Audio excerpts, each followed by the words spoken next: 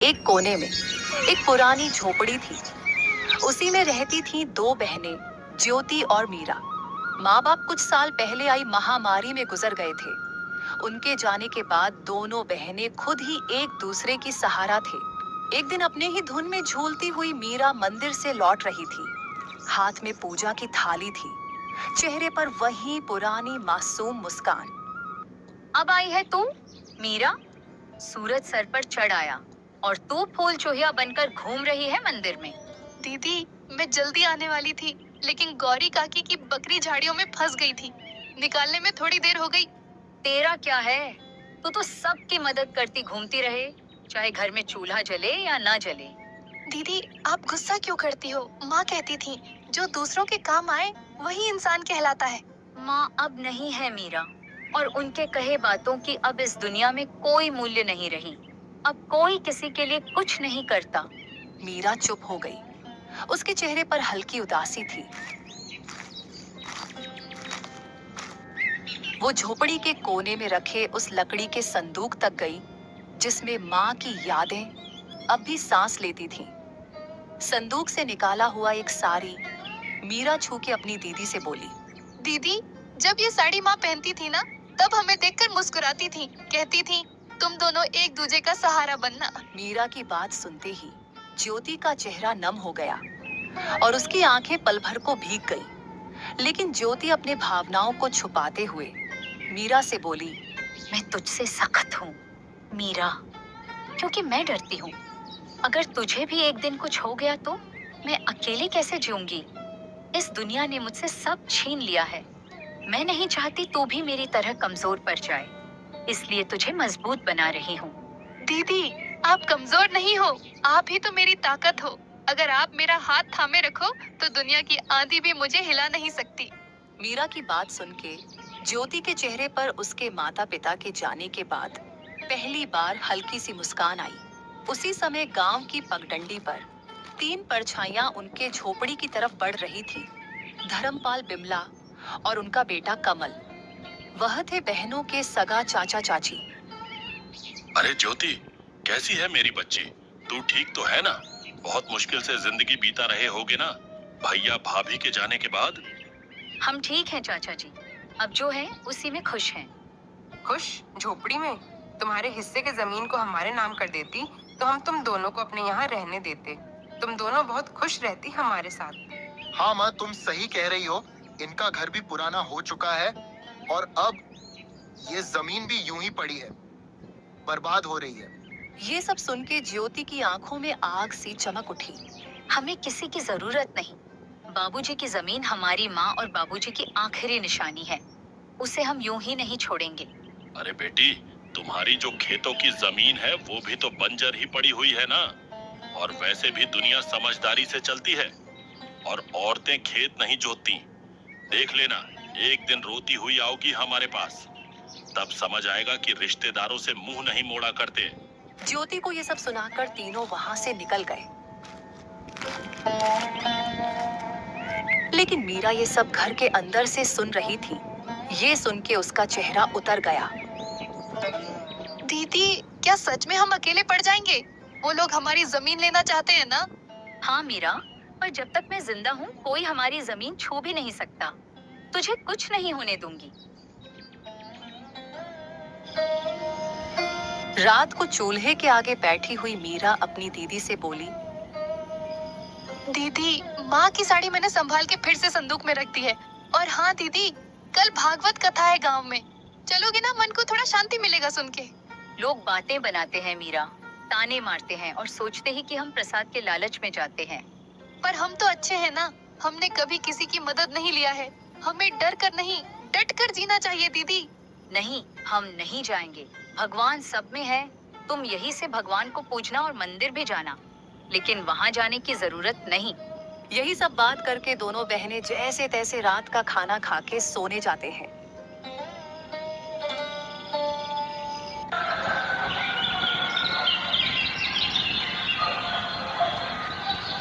अगली सुबह दोनों बहनें अपनी जमीन को देखने जाते हैं, जिसमें दोनों बहनों ने मेहनत करके थोड़ी सी सब्जियां उगाई थीं।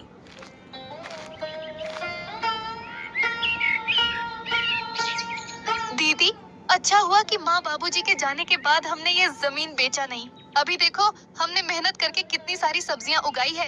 अब हम किसी व्यापारी को ये बेच के थोड़े पैसे कमा सकते हैं। हाँ, तू ठीक बोल रही है। इसे बेच के कुछ दिन का तो गुजारा हो जाएगा, लेकिन क्या दीदी? ऐसे बेच के हम कुछ दिन ही गुजारा कर पाएंगे, उसके बाद क्या? अरे आप मायूस मत हो दीदी, मुझे सिलाई बुनाई का काम आता है। मैं वो करके घर खर्चे निकालूंगी, आप बस घर संभालना। कोई जरूरत नहीं तुझे ये सब करने की। तू क्या मुझे बेकार समझती है? तू घर पर ही रहना। मैं लोगों के घर काम करने जाऊंगी और मुझे बांस की सीटें बनाना भी आती है, जो बाबूजी ने सिखाया था। ये करके मैं घर का गुजारा निकाल लूंगी। ये सब बात करके दोनों कुछ समय अपने खेत में व्यतीत करने के बाद घर आते हैं।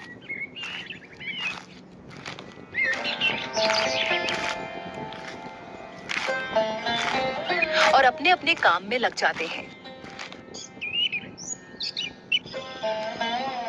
रात को जब दोनों सोने जाते हैं, तब दोनों बहनें अपनी मुश्किल भरी जीवन के बारे में एक दूसरे से बात करने लगते हैं।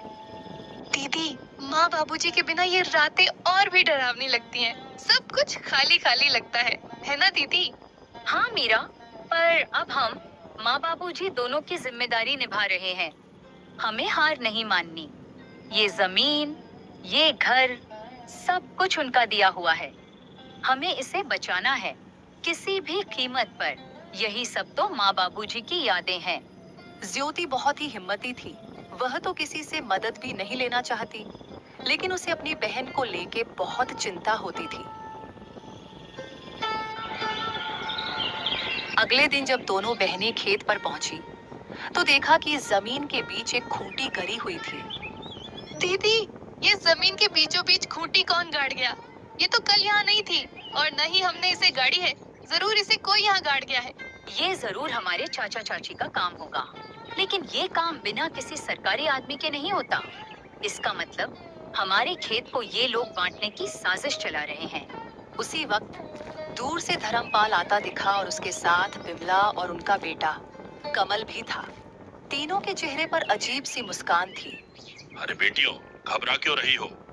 हम तो बस मदद करना चाहते हैं। तुम्हारे माँ बाप के जाने के बाद जमीन की देखभाल जरूरी है। तुमसे अकेले तो होगा नहीं। चाचा जी, आपकी मदद की जरूरत नहीं है हमें। ये जमीन हमारी माँ बाबूजी की निशानी है। इसे किसी के हवाले नहीं करेंगे। अरे बच्चियों, ऐसे कैसे नहीं दोगे? ये जमीन तो तुम्हारी और हमारी।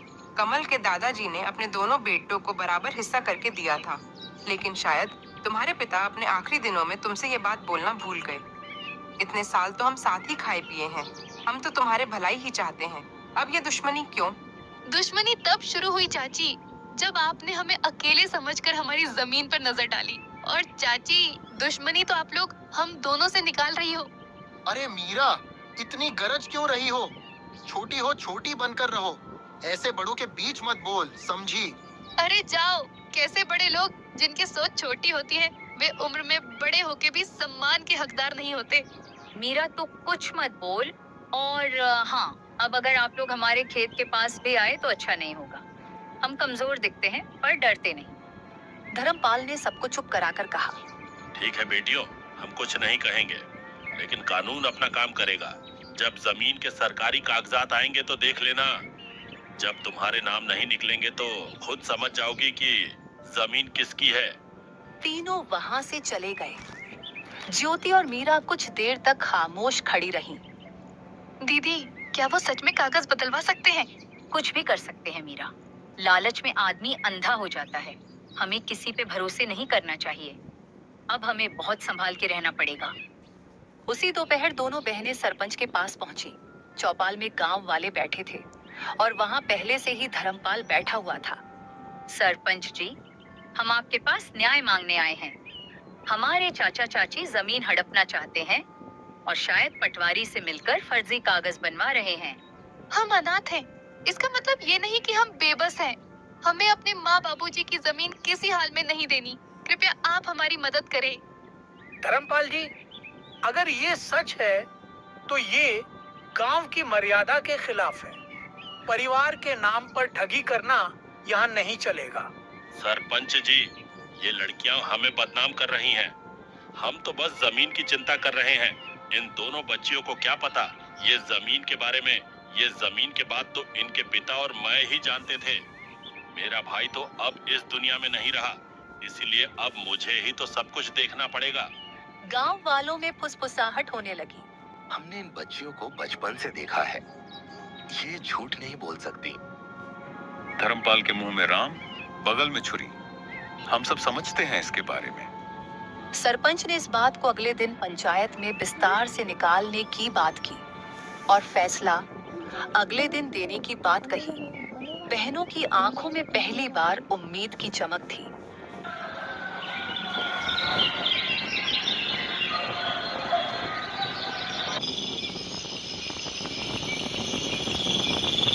रात को झोपड़ी में दोनों बहनें आपस में बात करती हुई, दीदी क्या कल हमारा साथ देंगे गांव वाले?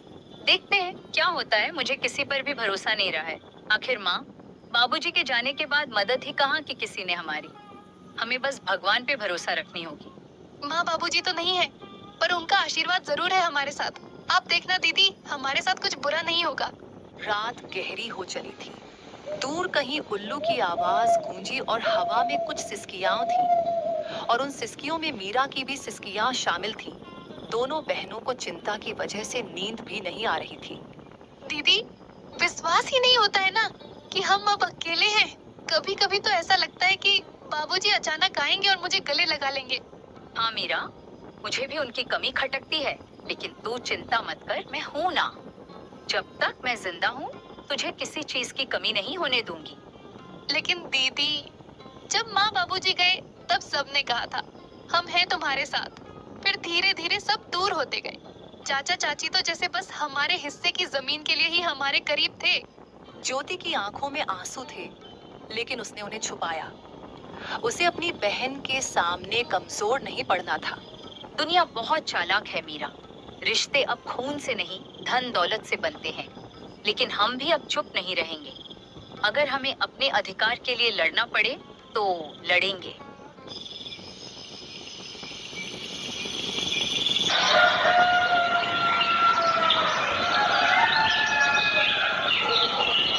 सुबह होते ही गांव में एक अफवाह फैल गई कि धर्मपाल अब पंचायत से कहकर जमीन अपने नाम करवाने की तैयारी कर रहा है। गांव की गलियों में लोग कानाफूसी करने लगे। अरे सुन सुक्को, धर्मपाल ने तो कमाल कर दिया। अपने ही भाई की बेटियों को बेघर करना चाहता है। हाँ काकी, कैसा रिश्तेदार है, अपने ही भतीजों को बेघर करने में तुला हुआ है। इन बातों की भनक ज्योति को लगी तो वो मीरा को लेकर सीधा सरपंच के वहां पहुंची। सरपंच जी, हमें आपसे इंसाफ चाहिए था। मेरे माँ बाबूजी की जमीन पर मेरे चाचा जबरदस्ती का दावा कर रहे हैं और आप लोग उनका साथ दे रहे हैं। मुझे आपसे ये उम्मीद नहीं थी। हम कोई अबला नहीं है, हम ऐसे चुप नहीं रहेंगे सरपंच जी। ऐसे कैसे कोई भी आके हमारी जमीन हड़प लेगा। थोड़े समय बाद धर्मपाल, बिमला और कमल भी वहां पहुंच गए और वहां पर नाटक करने लगे। सरपंच जी, हम तो बस इनकी भलाई चाहते हैं। भाई की मौत के बाद हमने ही इन्हें पाला है, आप तो ये अच्छे से जानते हैं। और अब जब लड़कियां बड़ी हो गईं, तो हमें बदनाम कर रही हैं। जरा सोचिए, क्या यही इंसानियत है? ज्योति बेटी, तुम्हारे चाचा तो ठीक कह रहे हैं। तुम लोग तो एक ही परिवार के हो। परिवार के बीच ये झगड़ा क्यों? वैसे भी सरकारी कागजात के हिसाब से तुम्हारी जमीन में इनका भी हक है। ऐसे कैसे सरपंच जी? ये लोग हमारी मजबूरी को देखकर हमारा फायदा उठाने आए हैं। ये कोई परिवार नहीं है, ये बस जमीन के लालच में परिवार होने का दिखावा कर रहे हैं। ये सब बात चल ही रही थी कि तभी पटवारी भी वहां आ जाता है। हरीश चंद्र की जमीन कानूनी तौर पर सिर्फ उनकी नहीं है, इसमें उनका भाई धर्मपाल का भी हिस्सा है। ऐसे कैसे? तुम लोग तो बस कागजात के बारे में बोल रहे हो, लेकिन क्या सबूत है कि हमारी जमीन का चाचा जी भी हिस्सेदार है? हाँ, ज्योति बेटिया बात तो सही कह रही है। तुम लोग कुछ पुख्ता सबूत भी पेश करो, तब जाके मैं पंचायत बुलाकर सही फैसला ले पाऊंगा। सरपंच के मुंह से ये सुनने के बाद धर्मपाल, बिमला और कमल थोड़ा हताश जैसे नजर आए और वे लोग वहां से निकल गए। अरे पटवारी, तुम किसका इंतजार कर रहे हो? तुमको नहीं जाना उनके पीछे पीछे कितने पैसे खिलाए थे मेरे चाचा ने? ज्योति की ताना सुन के पटवारी शर्म से वहां से निकल जाता है। बिटिया, मुझे गलत मत समझना। मेरे आंखों के सामने जो आया मैंने उसे ही सच मान लिया। इस बार मैं अच्छे से जांच पड़ताल करके एक नतीजे में पहुंचूंगा। आगे से मैं धर्मपाल के बातों में नहीं आऊंगा। और वे लोग तुम दोनों के मजबूरी का फायदा उठाना चाहते हैं तो मैं तुम लोगों को न्याय और उन लोगों को कड़ी सजा दूंगा। सरपंच के मुंह से ये सुन के दोनों ने थोड़े राहत की सांस ली और थोड़ा शक, थोड़े खुशी के साथ घर लौटे।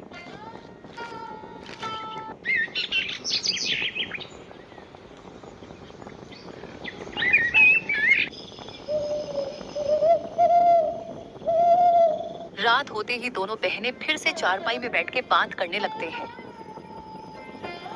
दीदी, आपको क्या लगता है कि हमारी जमीन हमारे पास रहेगी या फिर हमारे? रात होते ही दोनों बहनें फिर से चारपाई में बैठ के बात करने लगते हैं। दीदी, आपको क्या लगता है कि हमारी जमीन हमारे पास रहेगी या फिर हमारे कपटी चाचा चाची को मिलेगी? हाँ मीरा, मैं भी वही सोच रही हूँ। उन लोगों का कोई भरोसा नहीं। वे लोग इतने लालची हैं कि हमारे साथ कुछ भी कर सकते हैं। माँ बाबूजी के जाने के बाद उन लोगों ने अपना असली रंग दिखना शुरू कर दिया है। यही सब चिंता में दोनों बहनों ने मुश्किल से अपनी रात काटी।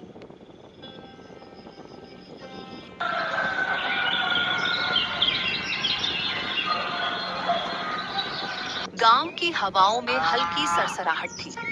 आसमान में बादल थे, पर बारिश का कोई नाम ओ निशान नहीं। लेकिन ज्योति और मीरा के मन में बहुत कुछ उमड़ रहा था, जैसे भीतर कोई तूफान उठ रहा हो। घर का आंगन सूना था और बहनों के चेहरों पर चिंता की लकीरें साफ झलक रही थीं। दीदी, आज खेत चलें क्या? वो जो पिछली बार की सब्जियां बची थीं, कहीं किसी जानवर ने नुकसान तो नहीं कर दिया होगा?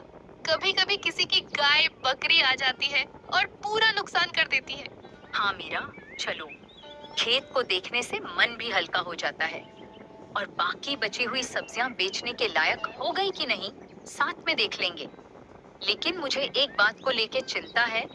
गाय बकरी का तो पता नहीं, बस कोई इंसान हमारे खेत को नुकसान न पहुंचाए।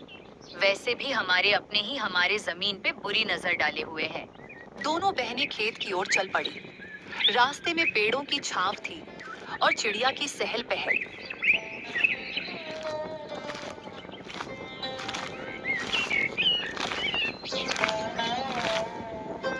जैसे ही दोनों खेत के पास पहुंची, मीरा ने दूर से किसी की परछाई देखी। दीदी, वो देखो, वो कमल ही है ना? कमल उनके सामने खड़ा हो गया।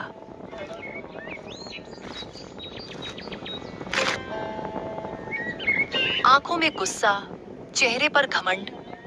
वो वहीं दोनों बहनों का रास्ता रोककर उनसे बात करने लगा। बहुत घमंड आ गया है तुम दोनों में।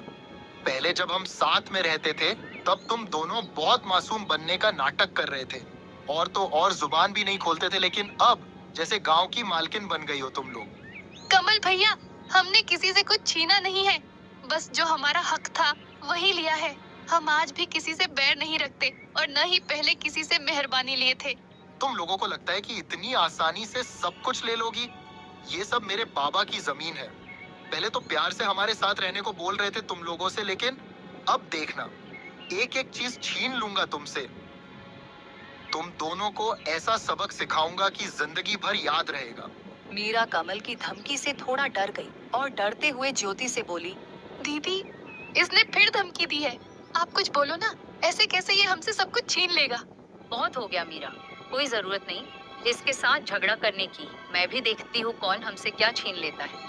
और हाँ कमल, तुम यहाँ से चले जाओ, नहीं तो हम पंचायत में जाके बोल देंगे कि तुम हमें अकेले देख धमकी दे रहे हो।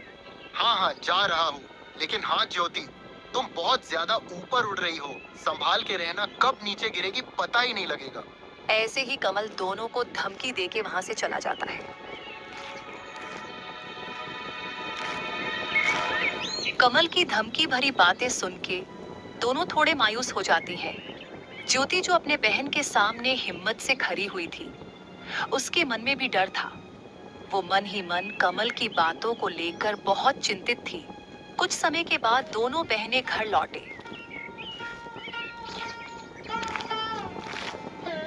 घर लौटकर दोनों बहनें चिंता में डूबे हुए थे।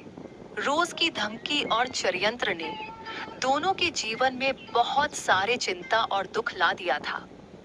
दीदी, ये लोग हमारे पीछे क्यों पड़े हुए हैं? हमने किसी का क्या बिगाड़ा है? हमारे चाचा के पास तो सब कुछ है। वो लोग हमसे अच्छी जिंदगी जी रहे हैं, फिर भी वे लोग हमारा जमीन हड़पना चाहते हैं। इंसान की लालच कभी खत्म नहीं होती मीरा। भले ही इंसान के पास सब कुछ हो, फिर भी इंसान और चाह के लालच में या तो दूसरे का नुकसान करते हैं या फिर अपनों का ही नुकसान करते हैं। हम तो इनके खिलाफ कोई बड़ी कदम भी नहीं रख सकते। उनके कर्मों का फल उन्हें भगवान जरूर देंगे। ऐसे ही कुछ दिन बीत जाते हैं। एक दिन अचानक धर्मपाल के चावल के मिल में किसी कारण आग लग जाती है। जब दोनों बाप बेटे को ये खबर मिली तो वे दौड़ते हुए वहां पहुंचे। मिल के बाहर लोगों की भीड़ जमी हुई थी, लेकिन गांव वालों ने पहले से ही आग बुझा दिया था। धर्मपाल और उसके बेटे को देख गांव वाले कानाफूसी करने लगे। अरे ये आग ऐसे ही नहीं लगी, ये तो धर्मपाल और उनके परिवार के किए गए बुरे कर्मों का नतीजा है। उन्होंने बिन माँ बाप के उन दोनों लड़कियों को बहुत परेशान किया था। अब देखो क्या हुआ इनके साथ। भगवान बुरे कर्मों का सजा इंसानों को जरूर देता है। भगवान के घर देर है लेकिन अंधेर नहीं। गांव वालों की बात सुन के दोनों बाप बेटे गंभीर चिंता में चले गए।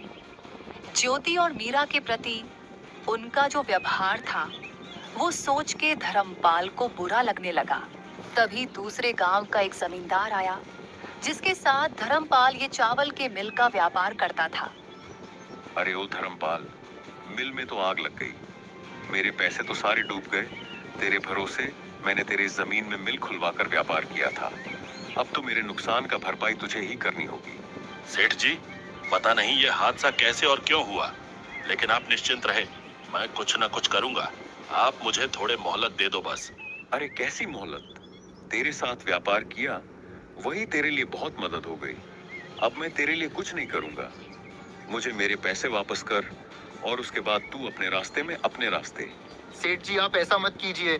इस मुसीबत के घड़ी पे आप यूं मुंह मत फेरिए। मैं कुछ भी नहीं जानता, मुझे बस मेरे पैसे चाहिए। बहुत मदद कर चुका तुम लोगों की। तुम जैसे लोगों के साथ मैंने व्यापार किया, वही बहुत बड़ी बात है तुम लोगों के लिए। कुछ भी करना पड़े करो, बस मुझे पैसे दे दो। ठीक है, फिर आप मेरे इस जमीन को ले लीजिए। इस जमीन से तो आपका थोड़े से कर्ज चूकता हो जाएगा ना। अगर हो जाए तो मैं आपको कल जमीन के कागजात भेज दूंगा, और बाकी के पैसे मैं नहीं दूंगा, क्योंकि आप भी मेरे इस चावल के मिल का हिस्सेदार थे और आपने इससे मुझसे ज्यादा मुनाफा कमाया है। अब इसका पूरा नुकसान मैं अकेला क्यों झेलूं? ऐसा है क्या? ठीक है, तू मुझसे दुश्मनी मोल ले रहा है, देख लूंगा तुझे। फिलहाल तू मुझे अपनी इस जमीन के कागजात भेज दे, बाकी के पैसे तो मैं तुझसे बाद में वसूलूंगा। जमींदार से ये सुनने के बाद दोनों बाप बेटे हताशा और गुस्से में वहां से घर निकल जाते हैं।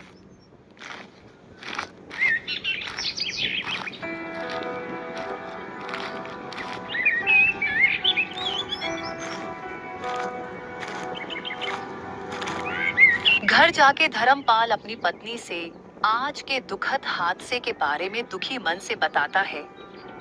अरे भाग्यवान, हमारे साथ ये क्या हो गया? हम तो पल भर में बर्बाद हो गए।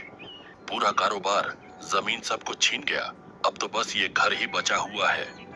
मुझे पता है ये सब भगवान हमारे बुरे कर्मों का फल दिया है हमको। ये जी, आप ऐसे मायूस मत हो, कुछ रास्ता होगा। हम ऐसे कैसे बर्बाद हो गए? और हाँ, आप तो वो दूसरे गांव के जमींदार के साथ व्यापार करते थे ना, उनसे मदद मांगिए ना, वो तो कुछ मदद कर देगा। अरे कैसी मदद माँ, वो आदमी मदद करेगा। अरे मदद छोड़ो, उसने हमारे चावल के मिल के जमीन को भी हड़प लिया। अरे ये क्या कह रहा है तू? अगर किसी से मदद नहीं मिला तो हम क्या करेंगे इस मुसीबत के घड़ी में? छोड़ो भाग्यवान, जो हुआ है वो सब अपने ही बुरे कर्मों का नतीजा है। तुम खुद ही सोचो, हमने मेरी दोनों भतीजियों को